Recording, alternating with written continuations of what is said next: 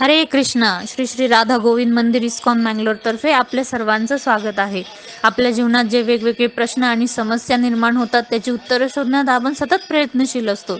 जसं की मी कोण आहे, माझी खरी ओळख काय आहे, माझ्या जीवनात एवढ्या समस्या का आहेत, जीवनात जन्मजरा मृत्यू व्याधी का आहेत, मृत्यूनंतर आपल्याला स्वर्ग मिळतो की नरक, किंवा आपल्याला पुन्हा जन्म घेऊन या पृथ्वी तलावर यावं लागतं, की स्वर्ग आणि नरकपेक्षा सुद्धा भगवंतांचं दिव्य शाश्वत धाम आहे.